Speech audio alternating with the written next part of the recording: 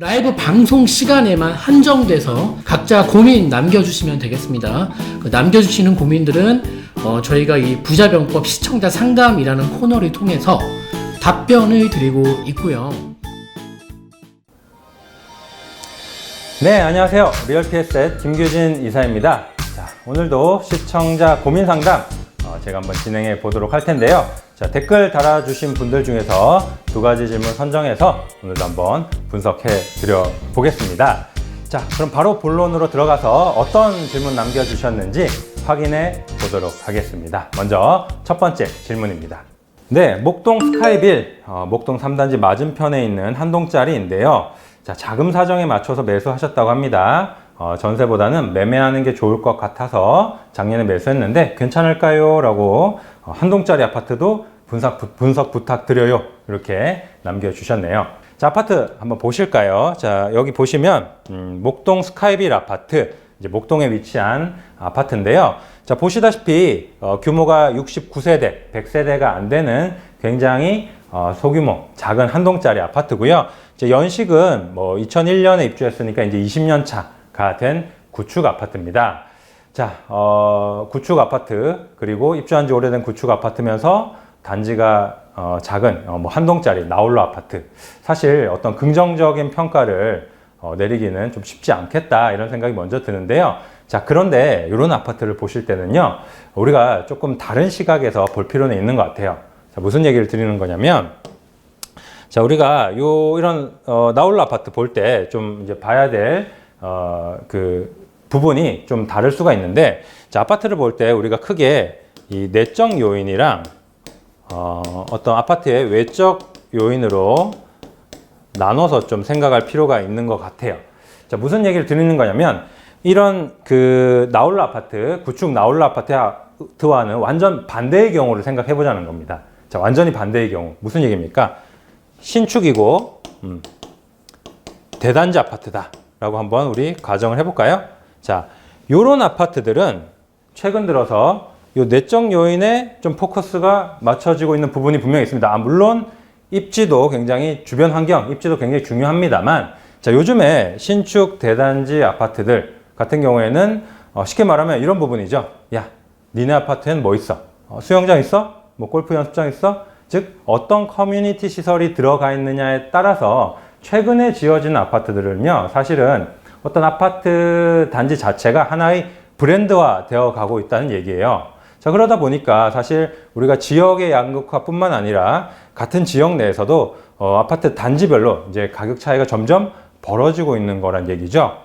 자, 그런데 반대로 그러면 생각해 봤을 때 이제 단지 규모도 작고 지은 지 오래된 아파트들은 사실 그때만 해도 이제 우리가 뭐 어떤 커뮤니티 시설이나 이런 데 대한 개념이 없었기 때문에 어떤 내적 요인보다는 사실 외적 요인에 좀 더 포커스를 맞춰야 되지 않느냐라는 얘기겠죠. 주변 환경이 어떠냐, 이 부분에 대해서 우리가 따져봐야 된다는 얘기입니다. 그래서 자, 이 우리 한 동짜리 요 아파트, 구축 아파트를 볼 때에도 자, 주변 환경이 어떤지 외적 요인에 조금 포커스를 맞춰서 봐야 될 텐데, 자, 그렇게 보면 요 아파트가 저는 조금 달라 보이는 것 같아요. 즉 전망이 그래도 꽤 괜찮지 않나라는 생각이 드는 거죠. 자, 뭐 왜 그런가 한번 보면은, 자, 지도를 조금 더 크게 놓고 보면요. 우리 아파트가 여기 이제 3단지, 여기가 이제 3단지고 그 맞은편에 바로 이렇게 있습니다. 자, 그런데 우리 아파트 주변을 조금 들여다보니까 여기에 강서고등학교가 있고요. 여기에는 또 신목중학교 있고요. 이쪽이 아마 월천중이 있을 겁니다. 요 위치에. 자, 월천중학교가 있을 겁니다. 자, 무슨 얘기하는지 대충 감이 오시나요? 자, 주변 환경을 봤더니, 이 학교들은 사실 학군 좋다는 목동 내에서도 굉장히 또 인기 있는 유명한 학교들이거든요. 학군에 대한 얘기를 결국 하는 겁니다. 자, 우리가 지금 학군이라는 것은 사실 아파트의 가치를 결정짓는 데 있어서 굉장히 중요한 요소라는 건 이제 다들 알고 계실 겁니다.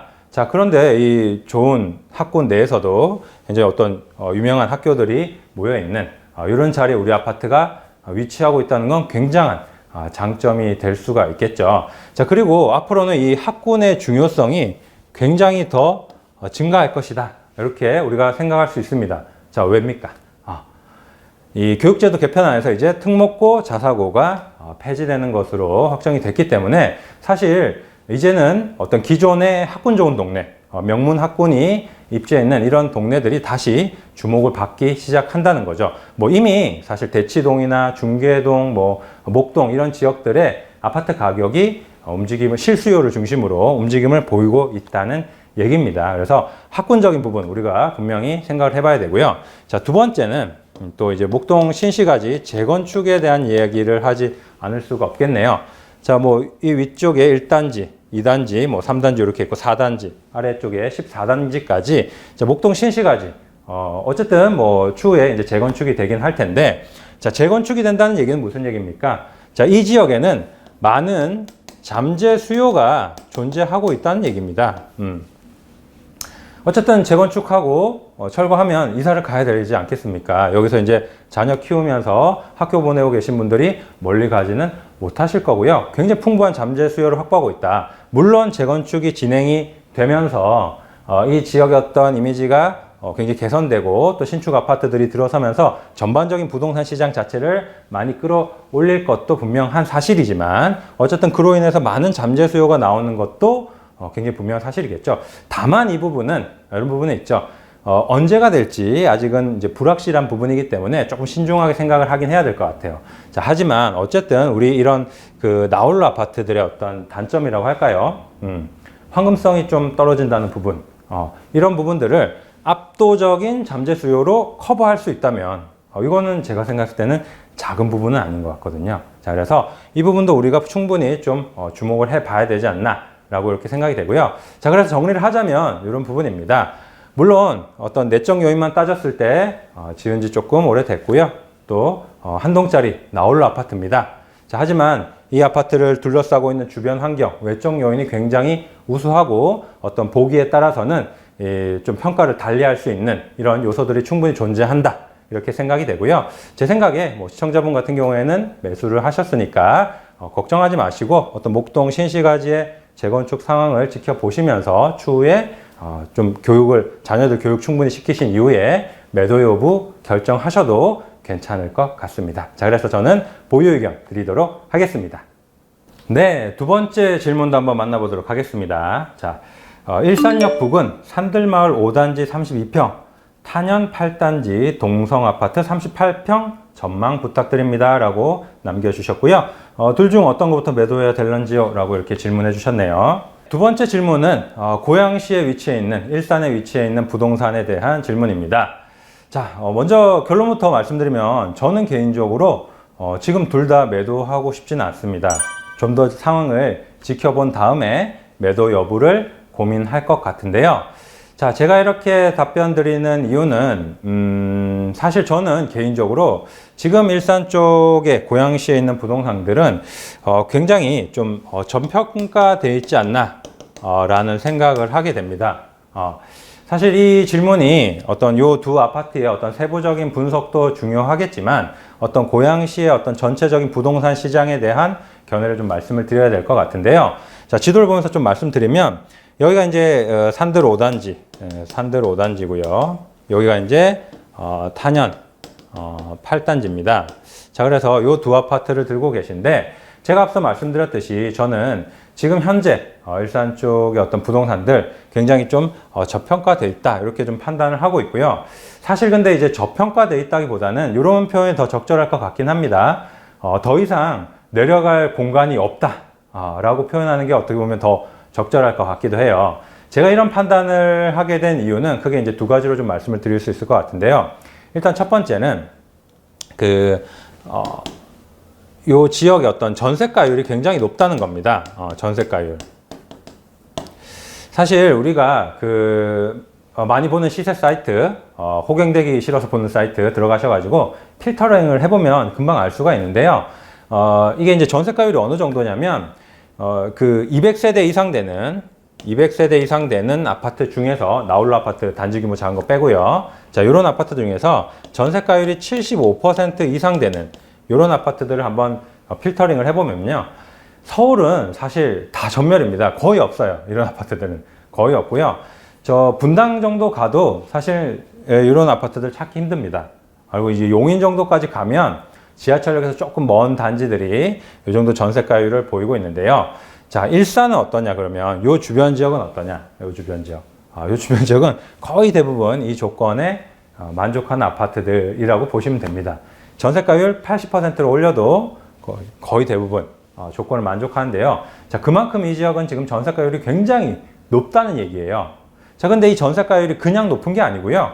그냥 높은 게 아니고, 지금 무슨 얘기냐면, 그 매매가가 이렇게 우상향하는 가운데, 전세가가 더 빠른 속도로 이렇게 따라잡아서 이렇게 갭이 줄어들어서 전세가율이 높은 그런 상황이 아니고, 사실 매매가는 이렇게 저점을 계속 횡보를 하고 있고, 전세가도 특별하게 높아지지 않고 이렇게 같이 평행하게 움직이고 있다는 얘기입니다. 그래서 이렇게 갭이 줄어들어 있고, 전세가율이 굉장히 높다는 얘기인데, 자, 그렇다는 게 무슨 얘기냐면, 지금 이 매매가가 전세가 이하로 이렇게 내려가고 싶어도 사실 쉽게 내려갈 수가 없다는 얘기입니다.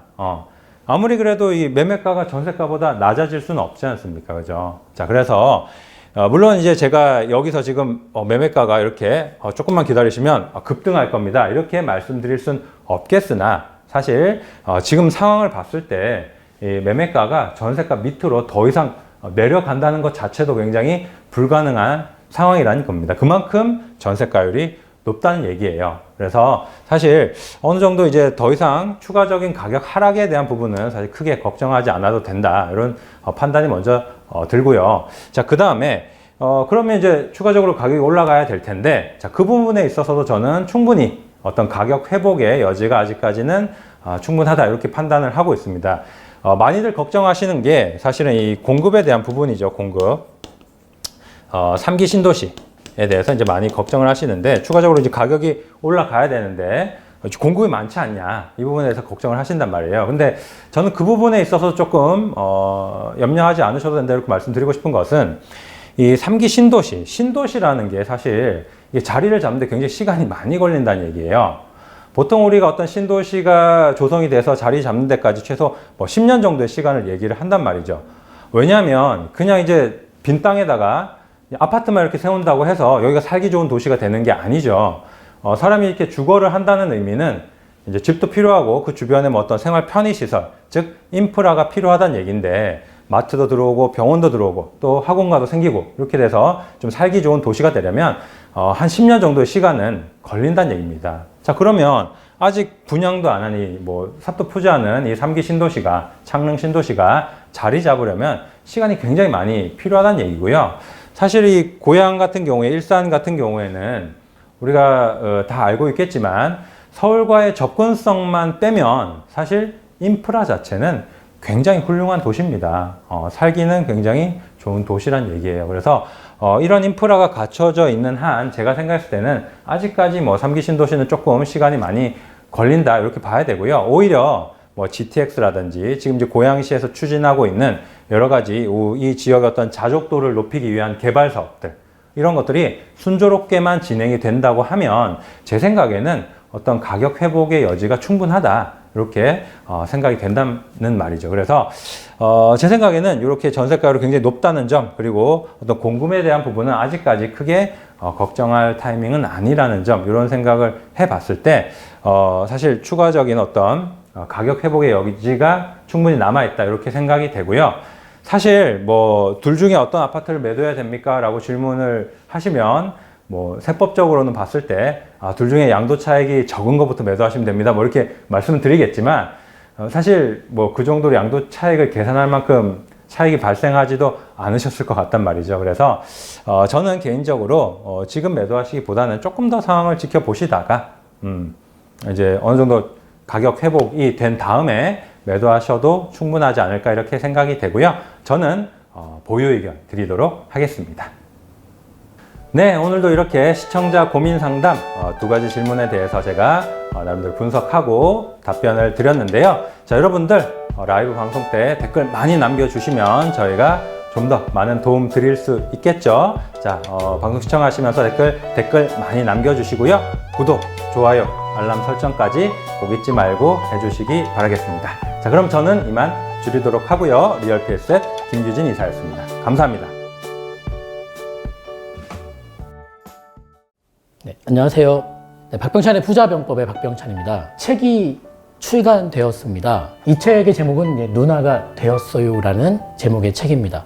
보이는 이 사진의 친구는 제 딸입니다. 이게 어떤 책이냐면요. 우리 교회 목사님께서 아주 아픈 친구가 있는데 그 친구를 도왔으면 한다라고 말씀을 하시면서 또 어린 친구들 중에서 특히 이 희귀 난치병 있는 친구들을 좀 도우면 좋겠다라는 그 취지가 너무 좋아서 시작하게 된 일입니다. 책은 정가는 15,000원입니다. 그리고 이 15,000원 중에서 우리 유통과 이 판매 구조상 나가는 비용이 9,000원이라고 합니다. 그러면 실제적으로 이 15,000원의 책을 팔아서 6,000원의 그런 수익을 낼 수 있는 것인데요. 그렇다면 너무 비용이 많이 들고 아픈 친구들을 많이 도울 수 없기에 총 3,000부를 찍은 이 책에서 1,000부만 인터넷 서점과 일반 서점에 유통을 시키고 2,000부는 제가 유통 마진 없이 직접 판매를 하겠다라고 해서 총 2,000권이 판매를 해야 되는 상황입니다. 책의 출판 비용은 총 1,755만 원이 들어갔고 그것은 제 개인적인 기부 형식으로 쓰겠습니다.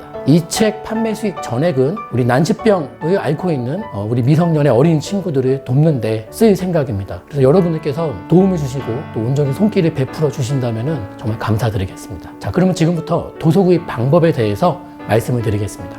먼저 첫 번째로 해주실 내용은요. 계좌로 지금 보이시는 이 계좌번호로 도서 금액을 보내주시면 감사하겠습니다. 자, 보시면 원래 이 책의 정가는 15,000원입니다. 다만 저희가 전문 판매업이 아니기 때문에 포장이며 배송이며 깔끔하게 보내드리기는 어려울 것 같습니다. 다만 회사 통해서 구입하시는 분들은 저에게 직접 연락 주셔서 구입하시는 분들은 제가 직접 손수 이렇게 자필 서명을 꼭 해서 감사의 뜻을 이렇게 좀 보내드릴 수 있는 것은 해드리겠습니다. 그리고 2만 원 이상을 부탁드립니다. 택배비며 여러 가지 비용들이 많이 들어갑니다. 도서 금액을 보내주실 때는 받는 분 통장에 즉 입금자명을 성함과 전화번호 4자리나 본인이 알 수 있는 이렇게 내용으로 좀 적으시면 좋겠습니다. 저는 박병찬 6640 이게 제 핸드폰 뒷자리입니다. 나는 이렇게 할 줄 모르신다 하시는 어르신이 계시다면 그냥 보내주시고요. 저희 회사로 전화 한 통만 주시면 저희가 혼선이 없도록 응대를 해드리겠습니다. 이렇게 도서 금액을 보내주신 후에는 도서 주문 이 도메인을 클릭해 주셔서 배송 내역, 성함, 금액, 그리고 받으실 주소 이걸 적어 주셔야 되는데요. 컴퓨터로 이렇게 영상을 보시면 영상 바로 하단에 도서 구입 신청 페이지라고 떠 있을 겁니다. 그 도메인을 클릭하시면 지금 보이시는 페이지가 열릴 것입니다. 그리고 원하시는 수량, 그리고 도서는 제목은 누나가 되어서요 선택을 해주시면 좋겠고요. 그 다음에 주문하시는 분의 성함, 입금하신 금액, 그리고 핸드폰 번호, 그 다음에 배송지 주소를 이렇게 적어주셔서 이렇게 제출하기를 눌러주시면 주문이 완료가 되겠습니다. 네, 지금부터 스마트폰으로 도서를 구입하시는 방법에 대해서 말씀을 드리겠습니다. 영상 우측에 보시면 조그만 화살표가 있습니다. 그 화살표를 눌러보시면 글이 나오는데요. 도서 구입 신청 페이지가 있고 도서 구입을 설명해 드리는 블로그 글이 있습니다. 우리는 이제 도서 구입 신청 페이지를 눌러 보겠습니다. 지금 보시다시피 도서 구입 신청 페이지가 뜹니다. 도서 구입 관련된 필독 사항이 적혀 있고요. 원하시는 수량을 1권, 2권 또는 기타 권수 적어주시면 되겠고 도서명 선택해 주시고 주문자 이름을 적어 주시고요. 그리고 주문자분의 입금자명의 성함과 핸드폰 번호 뒤 4자리를 함께 적어주시면 혼선이 없겠습니다. 그리고 입금 금액, 입금하신 금액을 적어주시면 되고요. 핸드폰 번호 적어주시고 배송 받으실 주소를 적어주시면 되겠습니다. 계좌 안내는 다시 나와 있고요. 아래 보시면은 개인정보 수집 동의 체크하시고 제출하기 버튼을 눌러주시면 주문이 완료가 되겠습니다. 누나가 되었어요. 많이 응원해 주세요.